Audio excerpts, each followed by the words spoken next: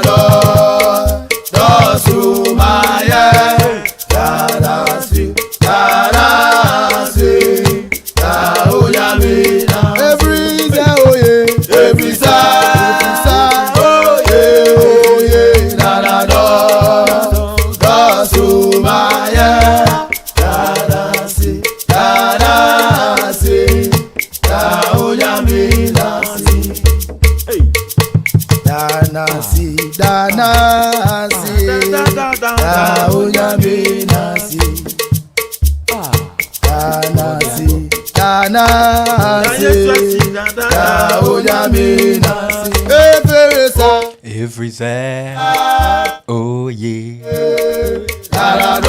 Adinkra Spoprts update. The show is live. We are airborne. Tell a friend to tell a friend. Tell a friend to tell a friend that the boy wonder is here.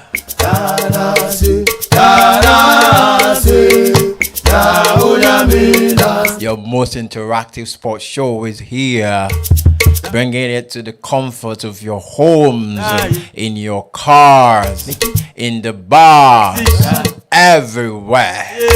North America, South America, Africa, and all over the world. The boy wonder. We are here to bring you the best from the world of sports.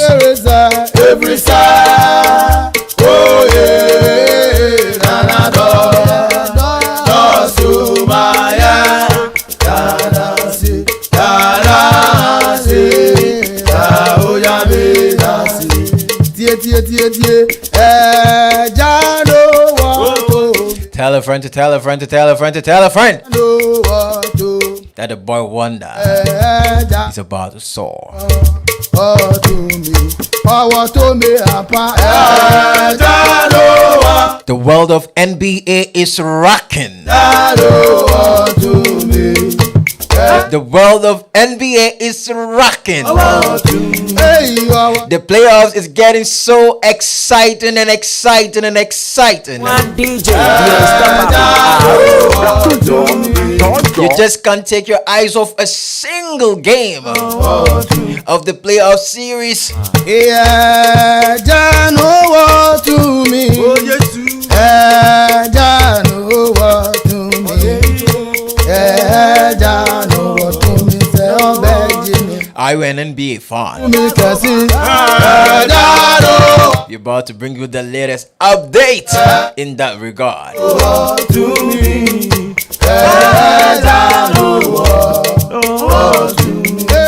The Warriors going to tie it up tonight? Or are the Lakers making it to the next round? To the finals of the Western Conference?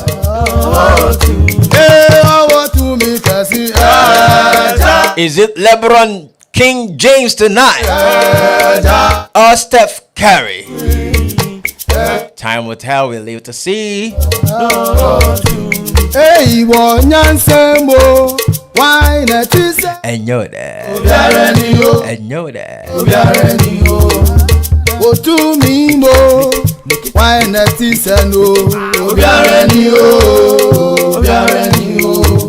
Wasum mo, why not?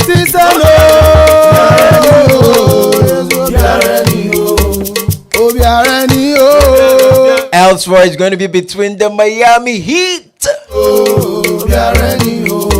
and the New York Knicks.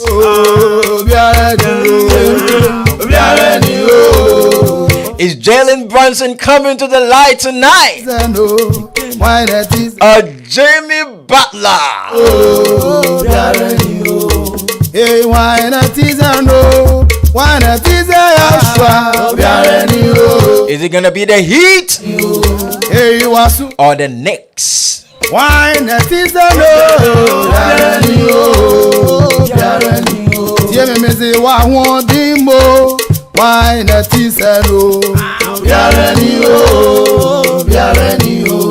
Hey, wo nyansemo. Why not? The Heat are leading the series 3-2. Are they able to end it tonight? Or will the Knicks tie it up tonight?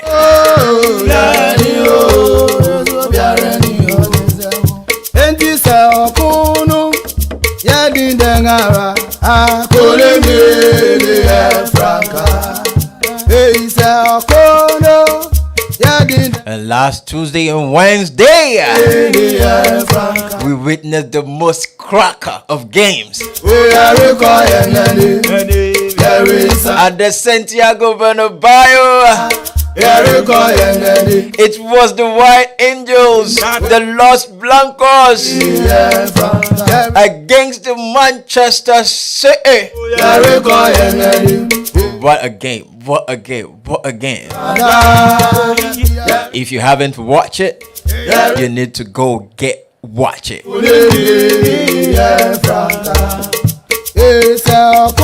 Everything about the game of football: hunger, passion, skill, agility. Give me words, give me words, give me words. What a game!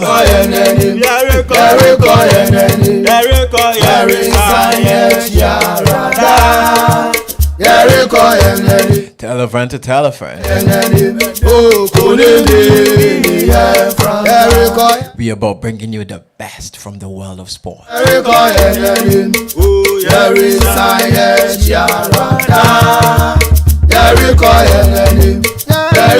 Today we are bringing you a collaboration. It's the NBA against our football. Amen. NBA lovers, where you at? Ago, amen. Kame woke wole loko. Wole loko. Inga wole loko. Wole loko kwa. Wole loko. Wake Yesu baya. Wake Yesu baya. Da. Wake Yesu baya. Wole loko. Wole loko. Inke wole loko. Wole loko. Inke wole loko kra wole loko. Wole loko. Wake Yesu baya. Wake Yesu baya. Wake Yesu baya. Wole loko. Wole loko. Wakele baya. Wake Yesu baya. Wakele baya. Wake Yesu baya. Wake Yesu baya. Wake Yesu baya. Wakele baya. Wake Yesu baya. Wake Yesu baya. Wake Yesu baya. Wake Yesu baya. Wake Yesu baya. Wake Yesu baya. Wake Yesu baya. Agbene wo ba la. Jaje ogbe ile yi. Ejakebo jimono pon wo. Jeje eyen lo yade. Ba la. Wo ba la. Jaje ogbe ile yi. Ejakebo jimono pon wo. Jeje eyen lo yade. Lelebo jiwo nyongo. Jewo ewale. Ojimono pon wo. Jeje eyen lo yade. Ojiwo nyongo. Jewo ewale. Ojimono pon wo. Jeje mweno. Ba la. Oh ba la. Jeje obele yi. Ejakebo jimono pon wo. Jeje eyen lo ya. Wo ba la wa. Wo ba la. Jeje obele yi. Ejakebo jimono pon wo. Jeje eyen lo ya. Lele banu ekoe. Banu ekoe. Inge banu ekoe. Banu ekoe. Walanu le eji. Banu ekoe. Banu ekoe. Lele banu ekoe. Banu ekoe. Walanu le eji. Banu ekoe. Hello. Good evening, good morning, good afternoon, everybody, depending on wherever you find yourself across the globe. This is Sports Update on Adinkra Multimedia, Adinkra Radio NY on Facebook, and Adinkra TV NY on YouTube. This is your man, the boy wonder, NNM. I'm here to serve. I'm here to bring you nothing but the best from the world of sports. Like I said earlier, today it's more of a collaboration. We are going into the world of NBA basketball and then the world of, as usual, football, our game. And it's getting exciting, very, very exciting. Last Tuesday and Wednesday, those are two glittering moments that nobody would ever want to miss. That game at the Santiago Bernabeu between Real Madrid and Manchester City. What a game. And the Derby de la Madonnina. Listen, I've been saying this. People have tipped teams, especially teams that are playing in one zone, to win the Champions League, thinking that is the toughest zone. When I say one zone, I meant right from the, I think, quarterfinals. You see teams like Chelsea, Real Madrid, Manchester City, and Bayern Munich. That is one set. And then the other set, you see things like Inter Milan, AC Milan, Benfica at one set. So everybody definitely will say that lane of Real Madrid, Bayern Munich, Manchester City, and Chelsea, they stand the chance of winning the Champions League. Anyone who emerges into the final has higher probability of winning the Champions League. But newsflash, that game I watched at the San Siro, that Derby della Madonnina between AC Milan and Inter Milan, the heat, intensity, passion, rage that came out of that game, oh my God, the quality of goals scored in that game. We should not write those teams out. I am telling you, we should not write those teams out. Because it's getting keener and keener and more interesting at this level of the Champions League. But I believe any team is capable of winning. We play only one final. It is just a game. And anything can happen in a game. Okay, we shall go into these games. We shall bring you details of what happened in those games. Yeah, those of you who watched definitely would have witnessed some wonderful moments, some moments of excitement, some monumental moments in the games, And then these games bring to mind so many memories, as far as this competition is concerned, especially the Derby della Madonnina. Oh my God. I was watching CBS, and then when they called the legendary Paolo Maldini on air to have a bit of discussion with him. And oh my God, this man has 5 Champions Leagues to his credit. 5! What a defender. What a defender. What a player. Those of you who haven't witnessed him play, I know the new generation, you go Google Paolo Maldini, watch his games, watch his videos. He was a legend of the game. He has won almost everything in the game of football. Almost everything. Everything.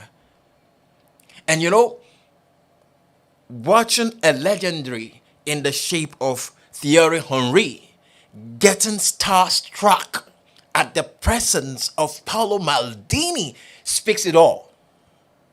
Speaks it all. He is one of the greats. We have levels and we have levels, but some people get to certain levels, and then no matter how high you are, you feel, oh my God, you're about getting started. Some people have distinguished, and my God, the humility with which he expressed himself brings back to mind, empty barrels will always make noise. This guy has won everything, but the humility with which he spoke, oh my God, that's genuine greatness, genuine achievement. That is genuine level of achievement that everybody will want to reach. This genuine level of actualization that, all those who have actualized up there, they speak with some level of grace and humility. And that was what I saw last day. We shall go into that. we shall go into that. And I'm so much excited because I count myself blessed to have witnessed these games and in these moments. Because what a wonderful game of football it was at the Santiago Bernabeu, and what a sensation of of experience it was at San Siro. That was just moments you just can't fathom and quantify. But well, we are blessed. That's the game of football. That is what we follow. That is what we eat. That is what we drink. That's what defines us. And that's what we bring to you. This on Adinkra Sports Update with your man NNM. Oh my God. We have two sessions as we do every day. We have the local scenes and then we have the international front. We shall delve straight into the international front and then go into the headlines. And after we come back to the local scene, we don't really have much at the local scene to talk about today because we have made wonderful selections of topics and headlines to discuss. This is what we do over here. We speak the mother this as it is. We try to connect you to whatever we are doing over here so that you will feel a part of the show. Yeah. And then you can send your comments in the comment section on YouTube and even on Facebook, and then we shall read it for you. Be part of me as I bring you sports update. Okay. We start today's show with a comment one player made. He said, the Champions League is special because it's Real Madrid's competition. It's always different. It has another vibe, another energy. Everything seems like a unique dream. He goes on to say that winning the Champions League 15 times for Real Madrid will be incredible, as it will match with my jersey number. At Madrid, they always taught us to believe until the end. And there's 90 minutes left. That is Federico Valverde. Federico Valverde. But before we go into football, we are going to talk a bit of basketball. And then we have some games that are coming up tonight. And then some teams have already qualified, booked their place to the finals of their conference, and then waiting for the other parties to come and then join them. Denver. Nikola Jokic, Denver, the Joker himself. Joker, the Nugget. The Denver Nuggets have made it to the finals of the Western Conference, and they are waiting for a winner between the Warriors and the Lakers to make it out at the finals. And then, yesterday they beat the Suns to make it to the finals. Yeah, the Suns had everything going on until Chris Paul got injured and so many, subtractions in their team. And then finally, they couldn't start the might of the Denver. The Joker was so much dominant. So much dominant. Jokic has been so much overwhelming in this series and then in this playoffs. And then no wonder they made it to the finals. And then before yesterday, that is the day before yesterday, it was a game between Philly and Boston from the Eastern Conference. And already before then, Philly were leading by 3-2 in the series. And then everybody thought they were going to end that series with another style of a performance to beat the Boston. But the Boston went all the way to Philly and to surprise them. And then these games between the Boston and the series and the field and the Sixers have been so much tricky because the Boston will play at home, the Sixers will go and then beat them at home. It started this way. The Boston played at home, the Sixers went with a wonderful James Harden performance to beat them at home. Now the Boston came back, and then they led the series 2-1. Then the Philly tied the series, and then they led 3-2 in Boston. And now Boston went to Philly and tied the series again. Now 3-3. So everybody's waiting for the final game, which will be played in Boston, God willing, tomorrow. So it's going to be a cracker tomorrow in Boston. Oh my God. Jason Tatum was the man yesterday to prevent Philly from making it to the finals of the Eastern Conference. He was so much overwhelming. The final minutes of the fourth quarter, Jason Tatum showed up. Jason Tatum showed up. So now it's going to be a masterclass tomorrow.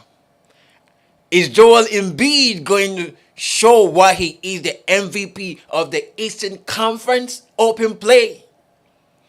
James Harden, is he going to show up? Tyrese Max. So these are some players of the Philly that I mentioned. And then when you go to Boston, definitely Jason Tatum, Jaylen Brown, Marcus Smart. I think, I don't know, but if I'm to bet in this final, it's going to be very tricky because Boston haven't been overwhelming in this series at home.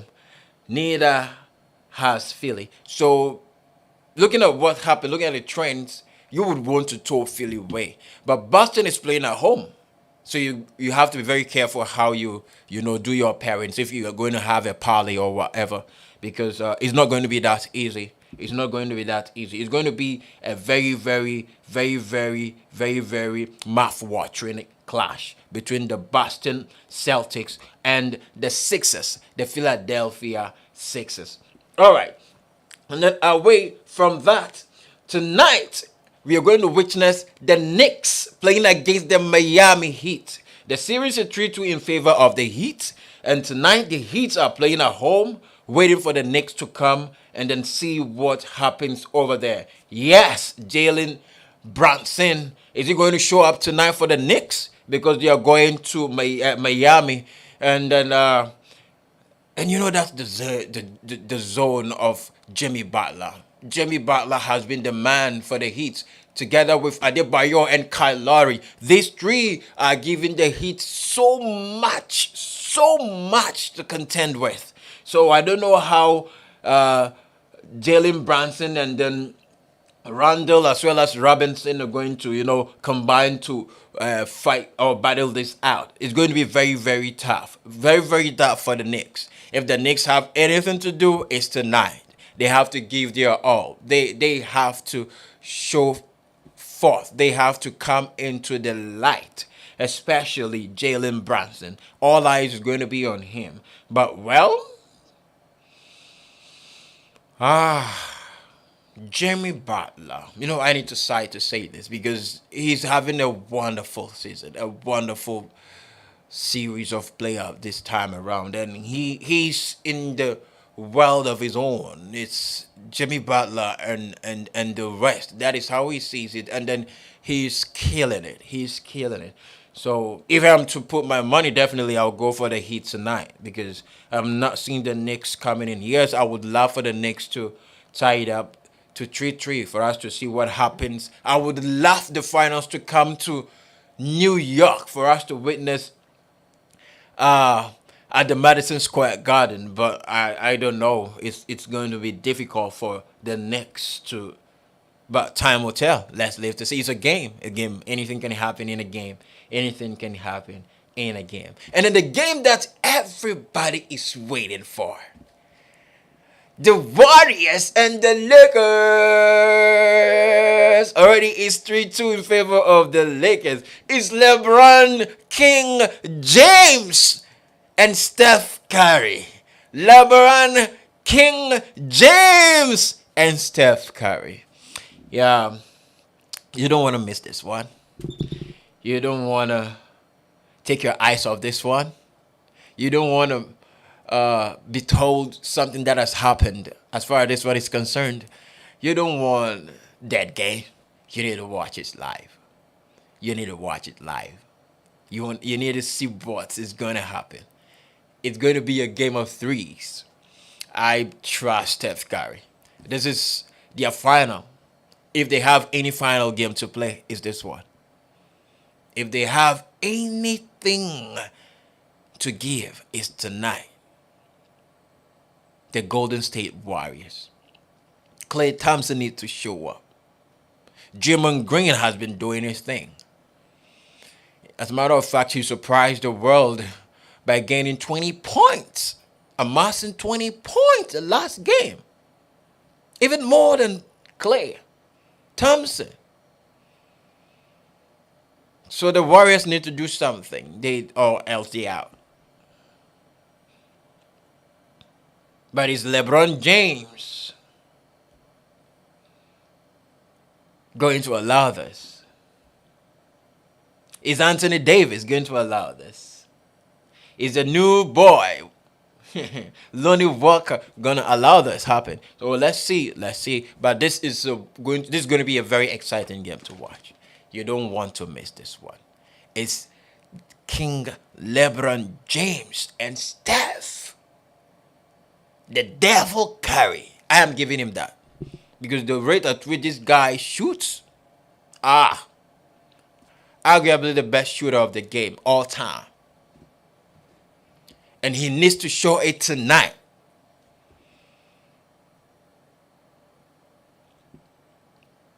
I am tipping Steph Curry to amass not less than 40 points tonight.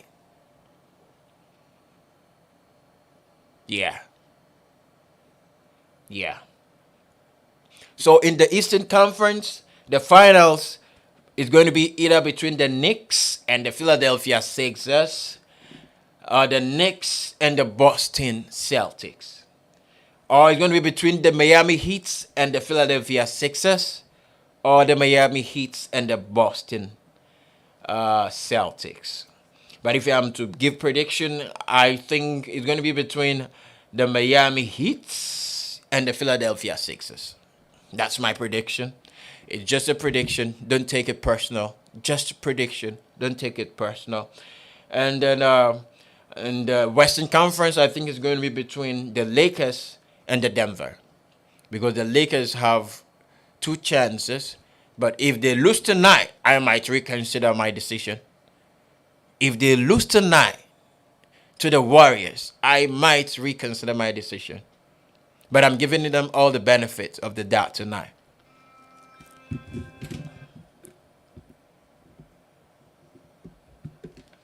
I am giving them all the benefit of the doubt tonight.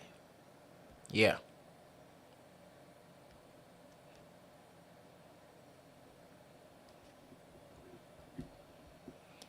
So it's going to be between the Lakers and the Philadelphia, the Lakers and the Golden State Warriors. So you make it a point to join the feed. Make it a point to join the feed. Make it a point to join the feed. All right. So away from that's it for basketball. So those of us who are fans of basketball, that's what I bring to you. So tonight we're going to have a game between the Golden State Warriors and the Lakers, and then there's going to be another one between the New York Knicks and the Miami Heat. You don't want to miss them. You don't want to miss them at all. You don't want to miss them. So I told you it's a collaboration. So that's it for basketball. Away from the basketball. Now, today, we are zooming into what transpired over the weekend. Last Tuesday and Wednesday. Starting from what happened last Tuesday. Oh my God. What a game. It was a game of class, royalty, clout, against hunger, novice, and desiring Manchester City. Real Madrid believes that the Champions League is theirs. They own the Champions League. So that's their property. That's their royalty. They own it. And then Manchester City have tried once. They got to the finals. They've gotten to the semifinals on in number of occasions, and then they finally, when they got to the finals, they lost to Chelsea, and now they are knocking at the doors again. And this time around is against the overly cladded Champions League kings, Real Madrid.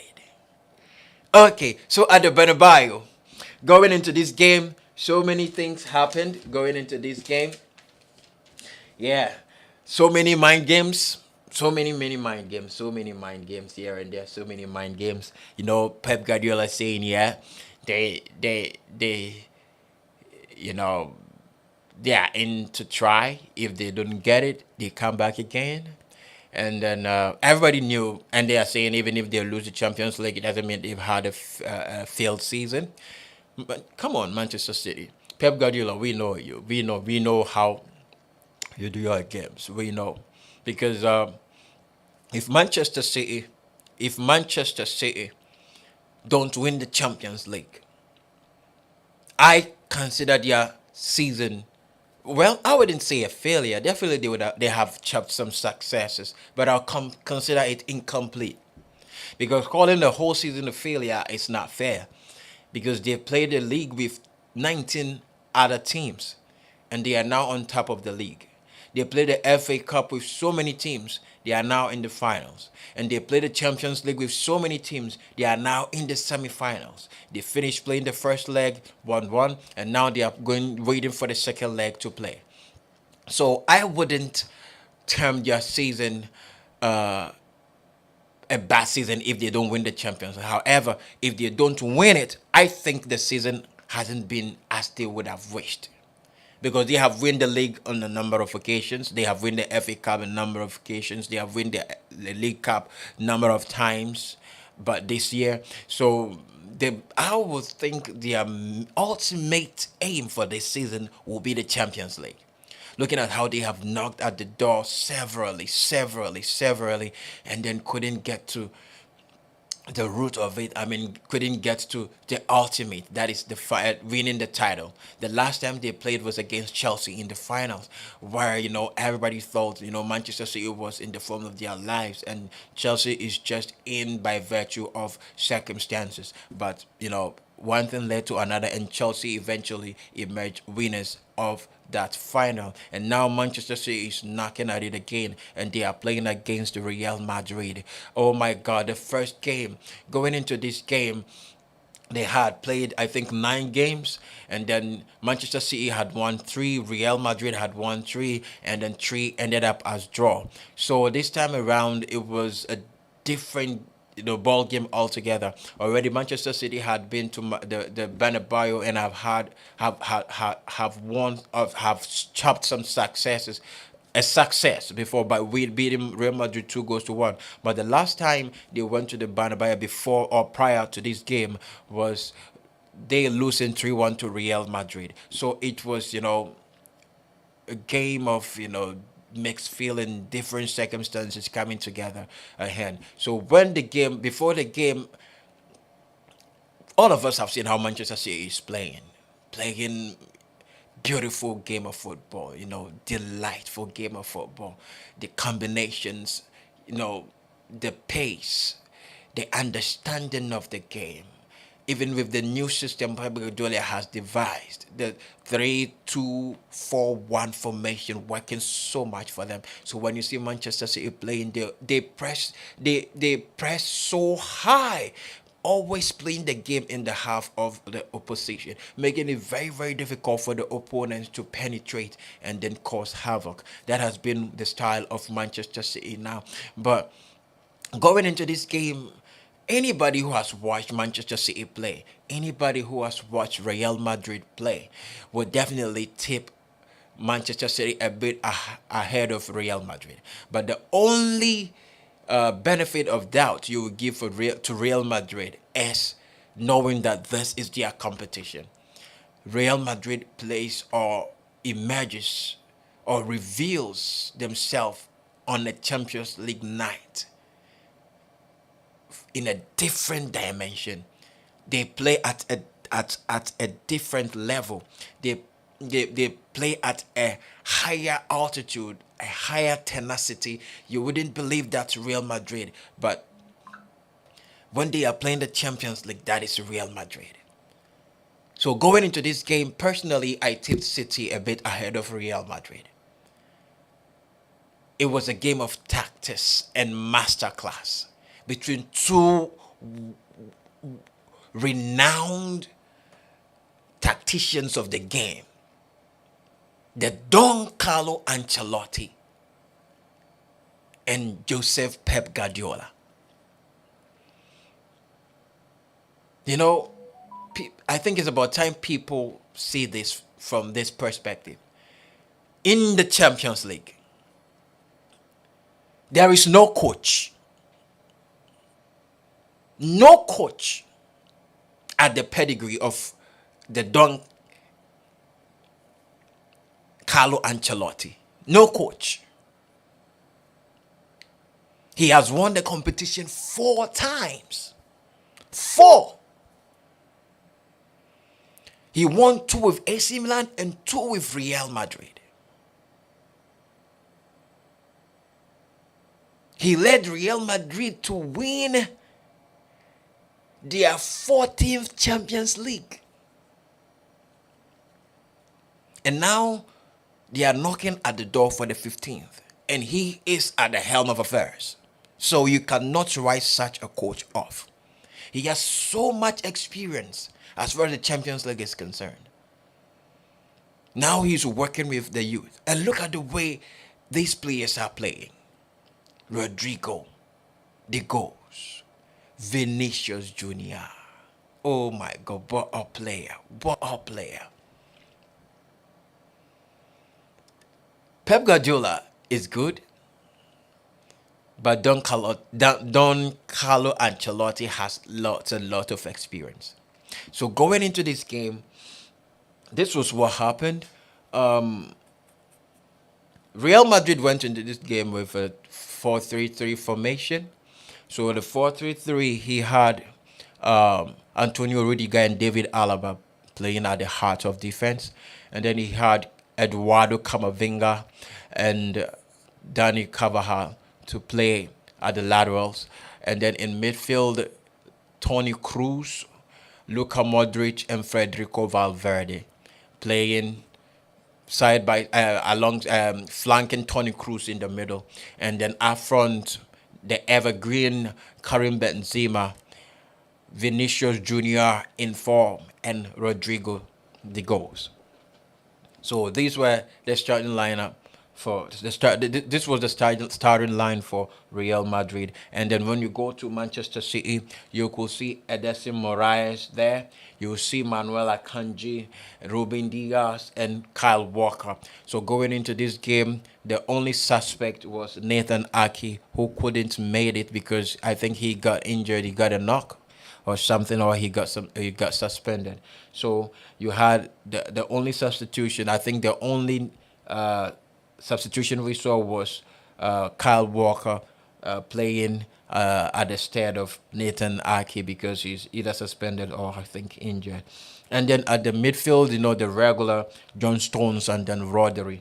And then the top 4, we have Jack Grealish, Ike Gundogan, Kevin De Bruyne, and then we had Bernardo Silva. And then up there we see Erling Braut Haaland. Erling Braut Haaland. Yeah, but it was a nightmare for him. So we shall go into the game. So I made mention last week that Pep Guardiola has devised a new formation. That is a 3-2-4-1 formation. So you see John Stones playing alongside Rodri in the midfield. But there are times, in most instances in the game, you see John Stone adding up to the back 3 to make it back 4, having Rodri and then Gundogan dropping, join Rodri, and you see Kevin De Bruyne and then Jack Grealish and Bernardo Silva up is in the shape of 4-2-3-1 formation.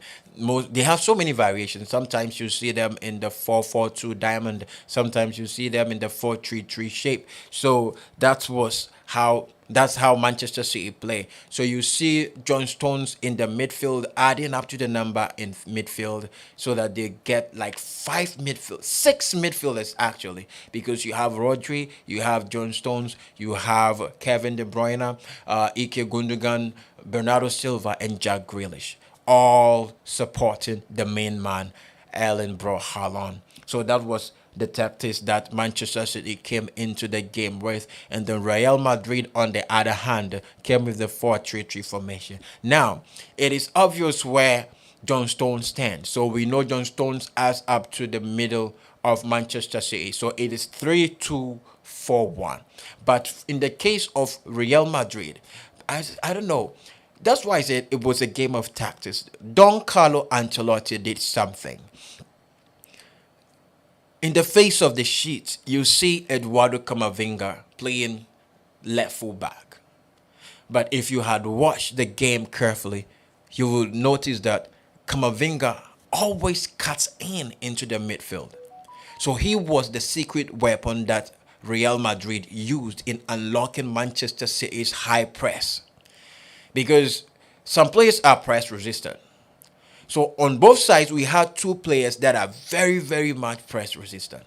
When it comes to Manchester City, you see a player in the shape of Rodri. Rodri has grown into the game so much that it's just amazing to watch him play. He sets the pace, the ball rolling. He dictates the pace for Manchester City right from the defense. And then he shields the back three for Manchester City. He, in any press that comes to Manchester City, he makes sure he stops that press. And he does that so well, with no panic, with no pressure whatsoever. And his ability to hold the ball and then start delivery is just one thing to talk about. And his range, oh my God. Oh my God. That's a player that Pep Guardiola is benefiting so much from. Looking at where he came from before joining Manchester City, you think he is that Boga type of a player. You know, playing Diego Simeone's Atletico Madrid, the way they play, looking at the way they play, so much defensive minded. Only they thrive on power and pace. You know, with lots and lots of resilience defensively. You think that Rodri will only be, will only fall short in that category. But he has grown so much in the game that he gives so much more than what we expected from him. He's so resolute and so mature in the game. So two players in Manchester City was Rodri. But when you come to Real Madrid, Carlo Ancelotti just surprised the world with the presence of Eduardo Camavinga. Camavinga pocketed Bernardo Silva on the night. He nullified Bernardo Silva on the night. Oh my God.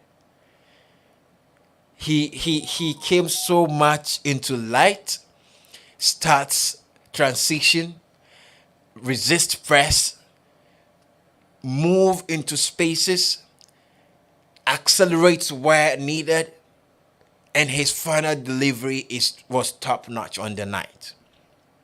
So that was Eduardo Camavinga. He was so much into the game. So even looking at where the first goal came from, getting the ball from Luka Modric, what a pass from Modric. But the acceleration he made right from his own half into Manchester City's half, and then finally leaving the ball to Vinicius Jr. to score that amazing goal was just top notch. So on the night, one of the key players for me was Eduardo Camavinga. This guy, opportunity they say comes but once. When you are given the least of opportunities, you have to make the best out of it, and that is what Eduardo Camavinga is doing.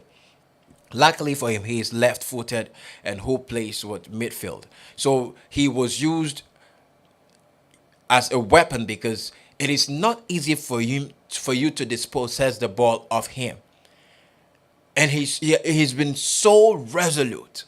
So playing at the left fullback and cutting into midfield was just a blessing for the Don Carlo Ancelotti and the Real Madrid fraternity, and he showcased what he could do on the night, and he was one of the excitements on that night, alongside Vinicius Junior and Kevin De Bruyne.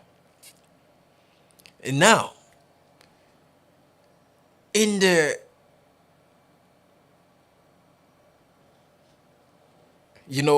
I don't know, should I say exit?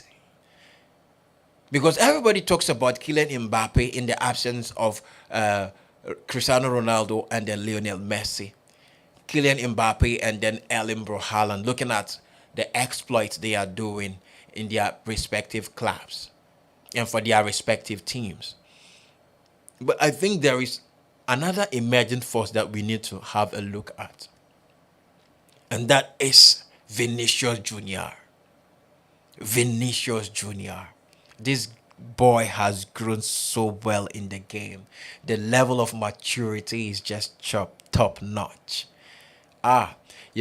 Usually, initially when he started, you see some glimpse of brilliance and genius in his game, but the final third becomes a problem.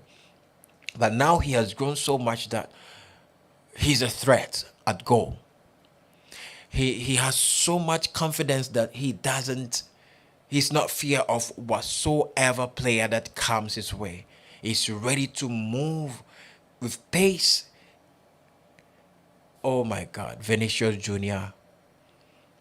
His skill.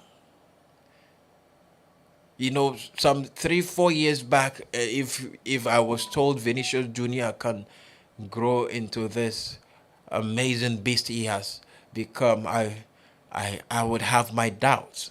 But I think he has proven that he's ready to learn, and now he's growing day by day by day by day into the game, adding up so much to his game, and that's just wonderful. That's just wonderful. That's just wonderful.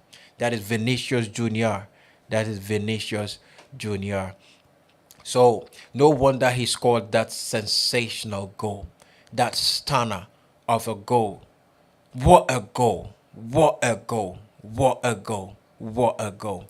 So that is Vinicius Junior. So he's another character we have to talk. I really needed to talk about, and I think Real Madrid are yet to see the best of him. The best of him is yet to come. They should pray he doesn't get injured, and injury has deluded us of some great players, some great moments, and we don't want this to be another one.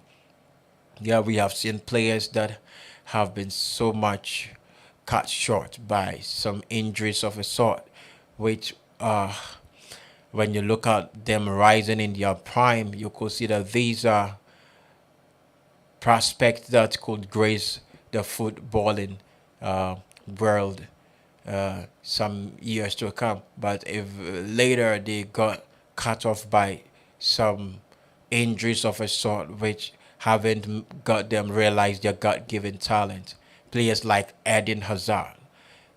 Real Madrid is playing, and as Eden Hazard is on the bench and he's not even getting a game to play, and you'll see how bad injury situations can be.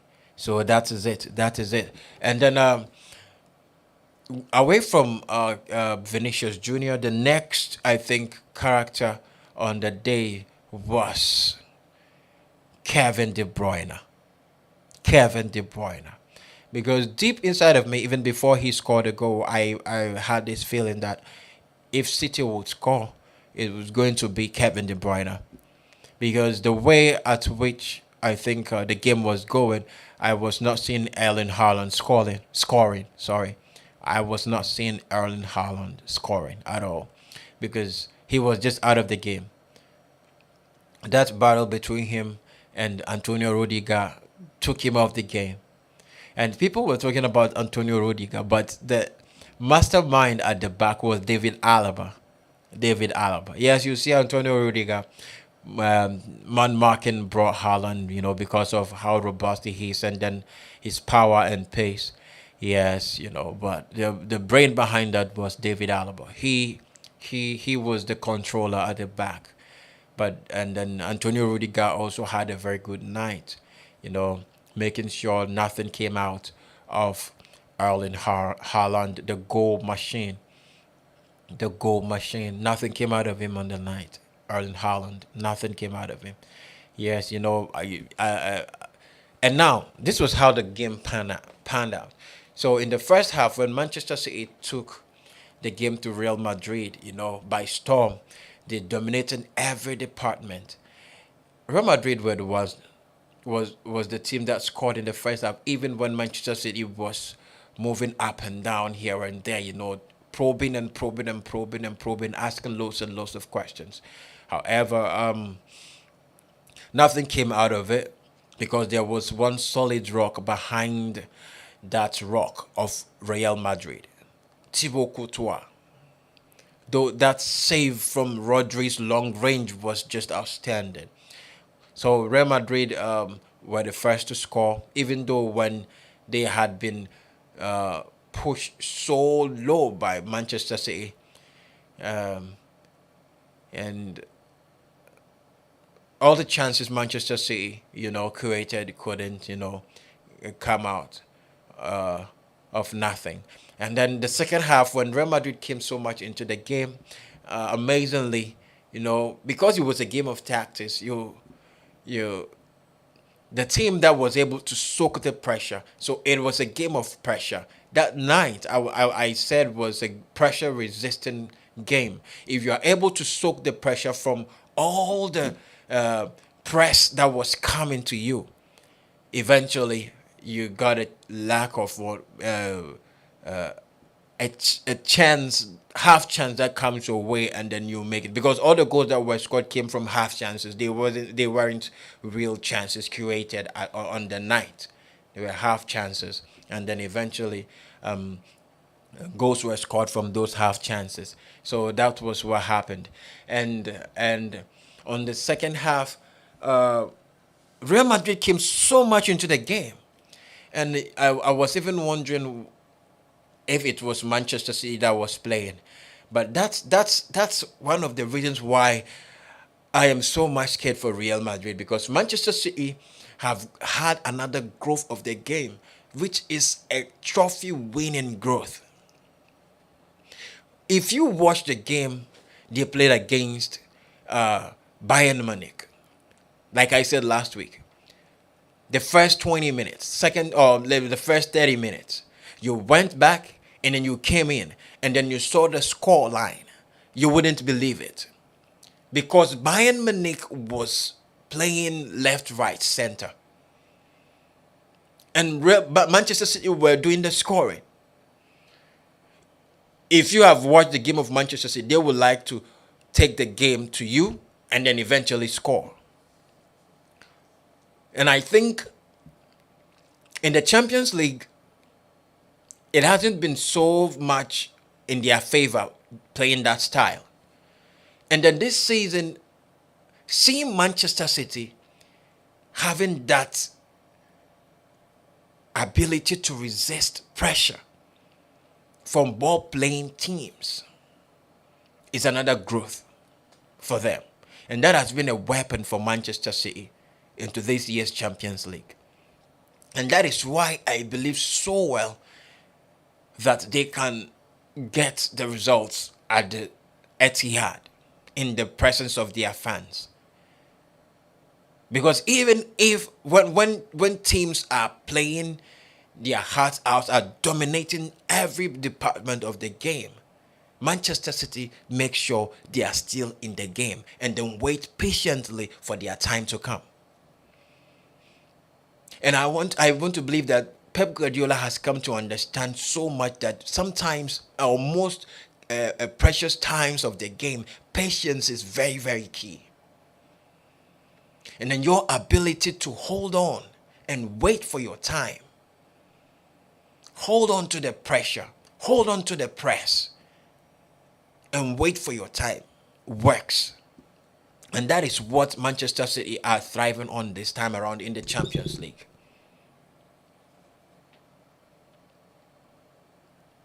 And you see, in both halves, when you see the game, you think in the first half Manchester City was dominating. No, they were playing, but Real Madrid was dictating the pace of the game. And in the second half, Real Madrid came so much in the game, but Manchester City was dictating the pace of the game. So it is good you have so much quality out there offensively, but your collective defensive attributes is very, very essential in the game now. And it was a night of tactical prowess from both ends. Another man I want to talk about is Kevin De Bruyne. I think this guy is not so much in the light, so people don't really talk about him. You know, people don't really talk about him, and he's doing so well. Currently, he's one of the best midfielders of the game. You know, watching this guy evolve has been so immense. This guy has some level of brain as far as the game is concerned. Nobody strikes the ball so hard like Kevin De Bruyne. When he strikes the ball, you see the menace with which he strikes. He directs the ball wherever he wants the ball to go. The technique with which he scored that goal. Lots and lots of players wouldn't even have that mentality. But he took the chance, the half chance, and he made it his own. And that was Kevin De Bruyne. And no wonder on the night he was judged the man of the match. Yes, I know so many players, so many people were having their ideas of who should become the man of the match on the night. Yes, on the night, like I said, there were some players who showed up. Yeah, someone like Eduardo Camavinga was there. Vinicius Junior was everywhere. Yeah, and then Luka Modric was also there, and then Kevin De Bruyne himself. But if I'm to pick the main two actors of the night, it's going to be my number one will be Eduardo Camavinga and then Vinicius Junior. But listen, going all the way to the Etihad to score that cracker of a goal should qualify you for a man of the match award. That should qualify you for a man of the match award. It could have gone anywhere, but I think he deserves it. He deserves it. So watching the King Thierry Henry describe the brain of Kevin De Bruyne. You know, he has watched him play in Belgium. He was his assistant manager at Belgium, and he knows what he does.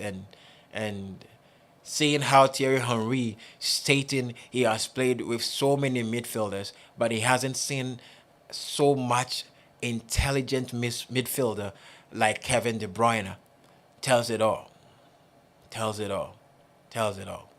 Tells it all. Tells it all. Okay.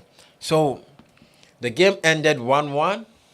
We have another thrilling encounter next week to watch between Real Madrid and Manchester City. This is a game everybody want to watch. This is a game that you don't want to miss for anything. So next week, Wednesday, is going to be a master clash at the Etihad. It's going to be a master clash at the Etihad, and you don't want to miss this. You don't want to miss it. Okay, if you are just joining us, this is Adinkra Sports update on Adinkra Multimedia with your man, the boy wonder NNM.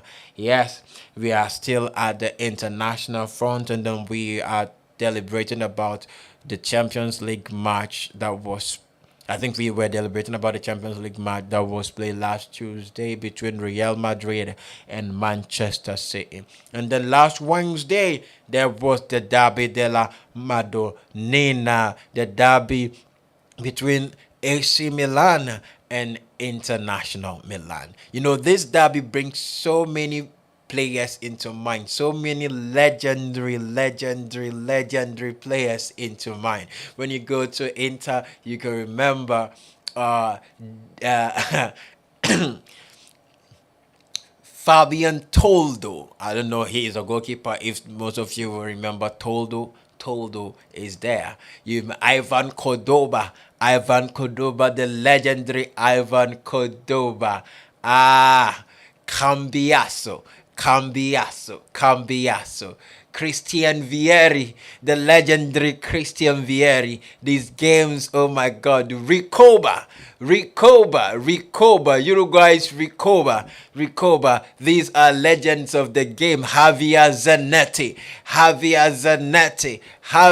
Zanetti, Diego Milito, Maicon, Samuel Eto'o. These were some names that you could remember talking about this game. The Derby della Madonnina. But when you go to AC Milan, oh my God, the legendary Nesta, the legendary Calasi, Costa Corta, oh, Clarence Seedorf, Ricardo Kaka. All these names come to mind. Oh, Hernan Crespo, Andriy Shevchenko. All players have graced this game. Players have come and are gone, man. Those times. The legendary Paolo Maldini. Oh my God. You know, the last time, I was watching, like I said earlier, CBS Sports, and then he was called by the panels, and they had some words with him, some words of conversation, and then when he got there, the glamour, the grace with which he spoke was just outstanding. Even the legendary Thierry Henry got starstruck at his presence. And then I was just surprised how he was able to speak so much good English. Like, whoa, I thought this guy speaks Italian, so how come he speaks English so well? And Thierry Henry got starstruck by his presence. So imagine Thierry Henry, the legendary, seeing Paolo Maldini. This man has 5 Champions League to his credit. 5 Champions Leagues. 5. AC Milan alone has won 7. He has won 5 of those 7. That is Paolo Maldini. And then the grace with which he spoke, tells you, the higher you go, the calmer you become, and the better your perspective and then perception about life. And that's it. That's what happened at the night. So anytime you hear Derby della Madonnina, you hear these names, you remember these names, you remember these moments, you remember these times, the excitement it brings, And then recently we have so many players too that we can talk about. Even Adriano was there. We have so many players, so many players have graced this derby. And then yesterday, I think 2 days ago, it was just amazing to watch these teams play. So it was a game between AC Milan and then International Milan at the San Siro. It's the same venue both teams play, but this time around it was AC Milan that was playing at home. So AC Milan went into this game with these players.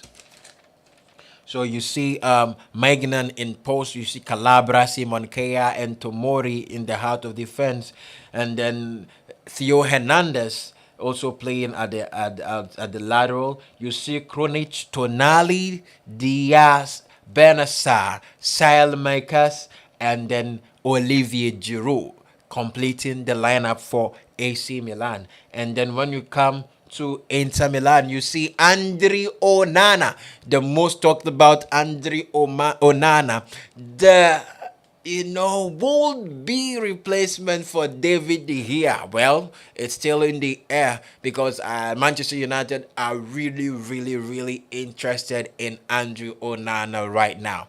He's making Africa proud. He's making Cameroon proud.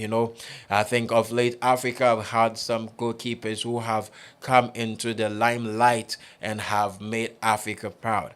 Talking about, Edouard Mendy for Chelsea, and now it's Andre Onana. Even before the emergence of Edouard Mendy, we have always talked about Andre Onana at Ajax. The exploits he did with the team.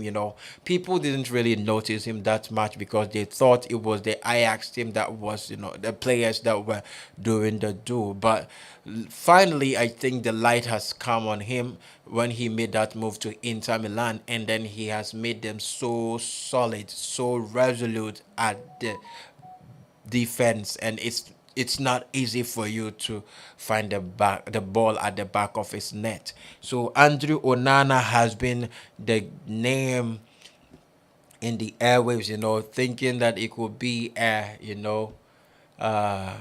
a would-be replacement for David De Gea due to his recent dip in form. Well, that is what. And then, so there are some names in the air, including Jordan Pickford of Everton. That could be either goalkeepers that could give De Gea competition or could replace him. Yeah, that's it. Could replace him. So they had Andrew Onana in post, Bastoni. They have Acerbi and Damian in the heart of defense, and then they have Dimarco, Eric Mkhitaryan, Kalhanoglu, Nicolo Barella, and Dumfries, as well as Lautaro Martinez playing up front together with Edin Dzeko.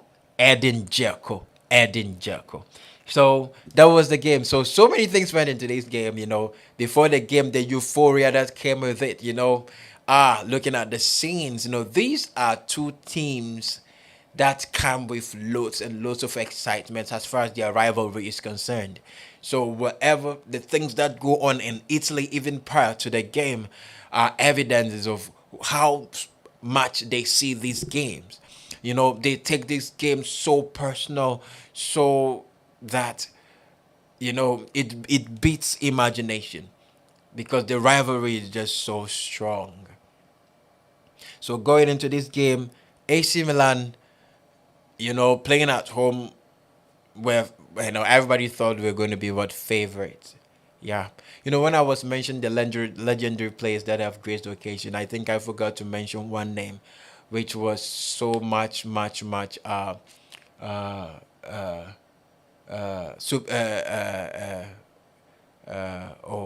do I give me the word, instrumental as far as AC Milan winning some Champions League. That is Filippo Inzaghi. You remember this name, right? Filippo Inzaghi. Remember this name. I think the young ones who haven't seen Filippo play, you need to go and then watch him play. He was a goal machine. Not so much technical, skillful abilities as far as the ball is concerned, but when it comes to goal scoring, he was a pro. He was a machine. His was goal scoring. Filippo Inzaghi. His brother Simeone Inzaghi was the manager for Inter Milan on the night, and then it was a game of tactics. After 10 minutes, Inter Milan had finished the game. After 10 minutes, in the space of 3 minutes, they had scored 2 goals, and then the game was buried. The first level of the game was buried after 10 minutes. And then the 2 goals came in the space of 3 minutes, and that was it. What a goal from Edin Dzeko. Edin Dzeko continues to make name for himself. He refuses to surprise me. He never ceases to surprise me. That's the word, the phrase I wanted to say. He never ceases to surprise me, man. What a goal from Edin Dzeko. What a goal from Edin Dzeko. And look at the goal from Eric Mkhitaryan. Oh my God. Now Mkhitaryan too is going into the game. We saw him at Dortmund, but when he came to Manchester United, I think some people got disappointed at his performance. But now I think he has grown so much into a better version of himself. Inter Milan won the game after 10 minutes. It was 2-0, and that was the verdict of the first leg. AC Milan tried and tried and tried. They struck the post, tried, created some chances here and there, but all to no avail. But I think the absence of Rafael Leao, I think to a large extent affected AC Milan. He was one of their main men, and it was definitely going to affect them in his absence. You know, his absence was a key something that they were going to miss, and they did miss it because they were not having anybody who could carry and caress and then hold the ball and run at that pace that he usually does. And so, you know, yes, Olivier Giroud, you know, that's the thing, but he would need the support of Rafael Leao to complement his effort for them to get the goals or bang in the goals that he would have wished for on that night. But unfortunately, that night went for Inter Milan. I think, and then Inter had the better edge of AC Milan, and then the 2-0 advantage the first leg. So the funny thing is that it's the same venue, and I think this time around you wouldn't really see any difference, like either going home and away, because both of them are staying away. None of them is traveling, and then issues of fatigue or whatsoever wouldn't come in. So it's just going to be a game of immense and increased mental fortitude and understanding of the game and pride. Pride is going to take the center stage at the end of the game. So I think we have another classy encounter to watch next week. And like I said, let's not write any of these teams off. Inter Milan and AC Milan from winning the Champions League. They have the quality. They have the ability. On the final night, it's going to be the team that shows more resilience and the team that takes its opportunity that's going to win. And if they are resilient and resolute right from the start and are able to make use of the little opportunities that come their way, we can never, never write them off. That is International Milan. So the games, I think, ended 2-0 in the favor of Inter Milan. And the next week, they are going to play again against each other. And we can't wait to see them play. We just can't wait to see them play. We just can't wait to watch the next encounter of a thrilling excitement that will come our way. So that was the Derby della Madonnina. The Derby della Madonnina. So wonderful, wonderful games of football, interesting games, you know, beautiful games of football, you know, always being humbled to have witnessed these games as football fans or as a football fan personally, because this is our game and you're watching that level of intensity and quality that were exuded on the day by these lads. It makes you so proud to have associated yourself with such a game. and it's mind blowing, and to be part of such games as a football fan.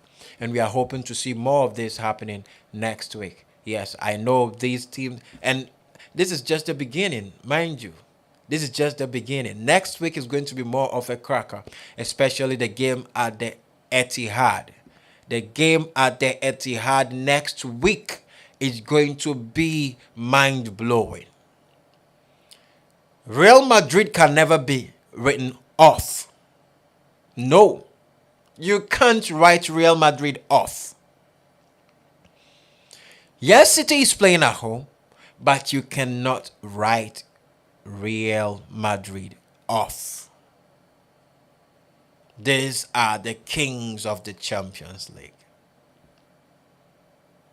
We know what they can do. This is their royal property. They choose where it should go. They choose where it should go. If nothing at all, recently we have seen it. It's either them or the teams that beat them. But Manchester City can never stop knocking at the door. They think this is their time. They believe this is their moment. This is the moment for the world to know how far they have come. Personally, I'll be very happy to see this success. Manchester City is now an elite club. But people are not giving them that eye because they have fallen short as far as the Champions League is concerned. With all the successes they have chopped over the years, the only one way to eludes them is the Champions League. And they think nature has given them another opportunity for them to reach that pinnacle of elite status that they have always yearned and craved for. And I'm not sure they are ready to let it go or slide this time around, because they have played several semi-finals, but they were only lucky to make it to the finals once.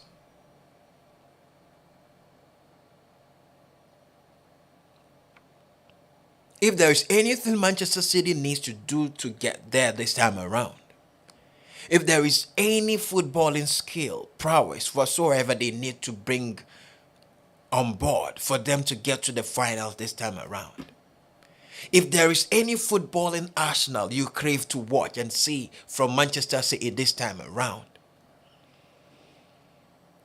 come to the Etihad next week, Wednesday. Come and experience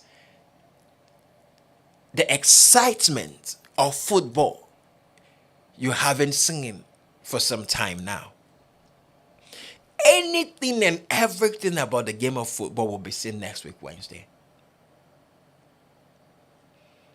And characters I would tip to work or to show off on that day is the evergreen Karim Benzema.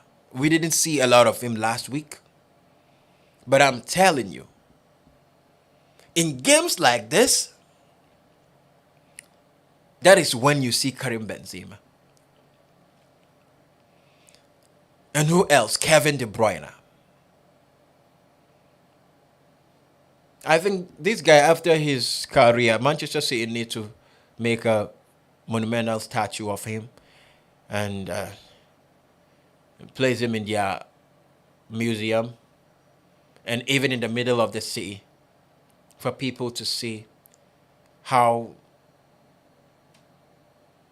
true of a warrior he has been for Manchester City and even the whole Manchester community. Kevin De Bruyne.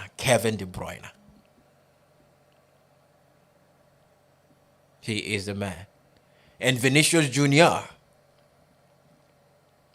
I don't know if Nathan Ake will be coming the next time, but I will think it would be very prudent and wise on the part of Pep Guardiola to keep Kyle Walker there. Yes, Nathan Ake has been so instrumental in your success, but you need pacey players to play alongside or to face Vinicius Junior. Because when Vinicius Junior is in his element, you need pacey players to face him. And that was what Kyle Walker did. Even though, yes, Vinicius scored the goal, Kyle Walker was always on his toes. Anytime you see Vinicius resurging. So next week is going to be a proper cracker. And I can't wait to see these games next week. I just can't wait to see these games next week. I can't wait to see these games next week. So next week, we are in for another run for our monies. Yeah, at the Etihad and at the San Siro once more. So make a day, and then after that, as we do as always, we will come and then we talk about it, and then we shall come into your comforts of your homes and then discuss the whole issue just as they are. So this is Sports Update. Ours is to speak to you directly. Speak about the issues just as you want them to be spoken about, and then touch you even as we speak directly to the issues and get you engaged, and then make it more interactive as possible. So that is what we do. So away from the Champions League games, and I think I have two more headlines or stories to talk on the foreign front, and then we come back local, and then that's it. Okay, so at the foreign front again, now David De Gea.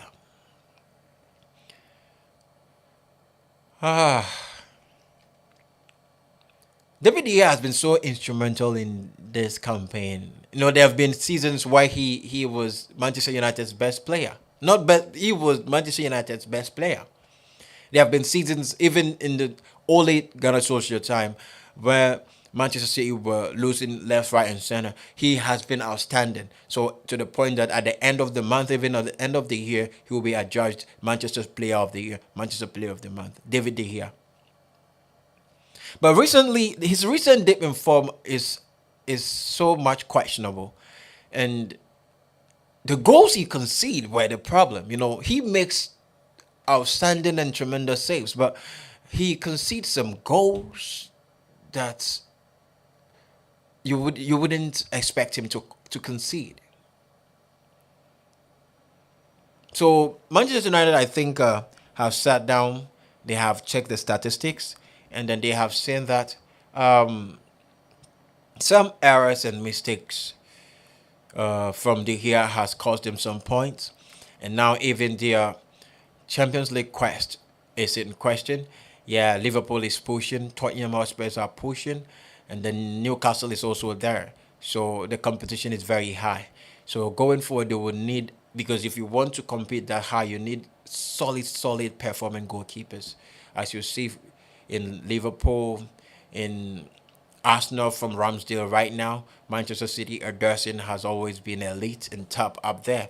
So they are also looking for a goalkeeper that will either replace De Gea or give him a very telling competition. Some goalkeepers have come in the limelight as far as this is concerned, and then goalkeepers like Jordan Pickford of Everton. And for Jordan Pickford, I think he would only come in just to give the competition. But the name that has been in the airwaves over a couple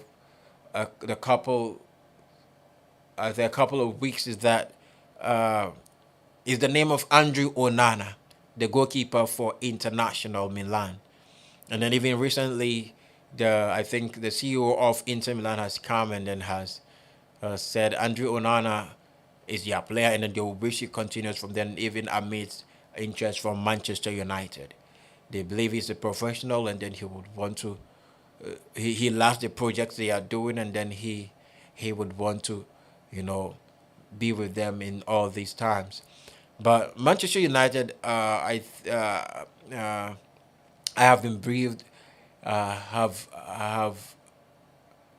gone in looking, trying, probing to see if they can find or they can get the signature of Andrew Onana to come and then play for them at the Old Trafford. And then that is something that has come on the air for about some time now. And then uh, it is something to hear. I don't know if he would something he wouldn't like to be associated with, because Andrew Onana coming in wouldn't be a bench goalkeeper. He's coming to start. So if Manchester United goes for Andrew Onana, I think that will be the last time we'll be seeing David De Gea. So I think all these are being discussed in the upcoming contract they want to sign for David De Gea. So if Andrew Onana comes, I don't think, or if Andrew Onana is coming, I'm not sure David De Gea is going to sign that contract. I'm not sure. And then looking at the sterling performance of Andrew Onana at Inter, I'm not sure he will come to Manchester United to deputize for David De Gea. No, he's coming to start straight away. He's just coming to start. Or is it going to be the era of two prolific goalkeepers playing for the same team with no no rivalry whatsoever, but trying to compete to bring the best out of each other, as we have seen in recent times in some teams, in the time of Jose Mourinho in Real Madrid, where we have Ike Casillas against what's the other goalkeeper's name? I've forgotten. They were having this healthy competition, and then they were playing. You see matches Ike Garcia plays and the matches that chap plays. I think when the name comes up, I will say it. So are we going to see that now between Andre Onana and then David De Gea? So I think time will tell. Time will tell. Time will tell. So it's either Jordan Pickford and other names as well as Andre Onana that we are waiting for Manchester, because next season is promising to be very big. Mind you, this season we haven't gotten the better of some teams that we thought would even be part of the top four. But now next season definitely there's going to be some investment in those teams trying to bring to lift themselves to the level that everybody thought them. Teams like Chelsea, teams like even Liverpool. Liverpool are not really playing, didn't really have a good start of the season. I think they are now getting something out of themselves. Yeah, they are now picking up, but they would want to, get the best out of themselves right from the beginning of the season so that they'll become so competitive, even to the end. So teams are going to, beef up their squads, and then they are going to get quality players, quality coaches to come and compete. So Manchester United think if they really want to be up there, if they really want to be very competitive, they have to get a very good goalkeeper to man the affairs of the post for them, so that they can also be very competitive as far as the other all competitions are concerned. So they think David De Gea has been so comfortable because he's not getting any competition elsewhere or from anybody. So once he gets competition from other sources, he's going to, bring the best out of him here and there, and that's it. So David De Gea and his issues. Is he going to stay and then compete? Like we saw, this keeper at Chelsea stayed and competed, and now is no, he's their number one goalkeeper, even in the absence of Edward Mendy. So is David Gea going to stay and then compete, even in case Andrew Onana also steps in for Manchester United? Steps in for Manchester United. So that's what we are all waiting to see time will tell. And then the last story at the foreign front is about our own Thomas Tay party. Our own Thomas Tay party. Our own Thomas Tay party. So it came in the airwaves that um, I think looking at the last 2 3 games Arsenal has played, Partey was not in the starting line. It was Jorginho, and everybody saying, "Oh, Thomas Partey has lost his position to Jorginho. Thomas Partey has lost his position to Jorginho, so it's going to affect his play. It's going to affect him personally because looking at how he started well for Arsenal in the season, he became a household name. Everybody was mentioning him because he was so integral in their success. And then all of a sudden, the 3 game run they had, which led to them losing. I said last week, I don't see Manchester City, you know, losing this title to Arsenal. They are not going to bottle it. They will not do it. So the last 3 games that led to that they felt he has dipped in form, which led to that. So now that Jorginho has taken up the mantle and even getting the best player award in the last game they played against Newcastle, they feel that Partey has lost his position to Jorginho, and then it's going to affect him personally. So Partey came and then he cleared the air finally about the whole issue that was in the airwaves. He said, on the contrary, he has heard so many things in the air, and people have people are entitled to their opinions and then their views, but that's not actually what is happening at Arsenal. They are so much focused on the season, trying to see what the season or where the season will lead them, and then about the competition from Jorginho, he sees it as a healthy competition. As a matter of fact, according to him, Arsenal needed that competition around this time because for the past 2 3 weeks, Jorginho has been the most instrumental player at training, and then seeing him replicate that in games has been so phenomenal. And then he's open to competition. All his life he has been competing, and those competitions, in fact, those healthy competitions have always helped to bring the best out of him. Remember when he was in Atletico Madrid, he had the likes of Koke Resurrection, and then Ada Turam, and then even Rodri to contend with. He played, and then he played his part, and then everybody saw what he could do. So playing against having this competition with Jorginho wouldn't be anything different. It is something that he's used to, and then he even loves it. He embraces it with all his heart because he always wants to see a better version of himself. And then if Jorginho, with all his qualities, is going to help him, unleash these attributes, even the hidden attributes of him which he hasn't seen before, I think then so be it. So he loves what he's seeing, he loves what is happening at camp. They are so much focused, and then they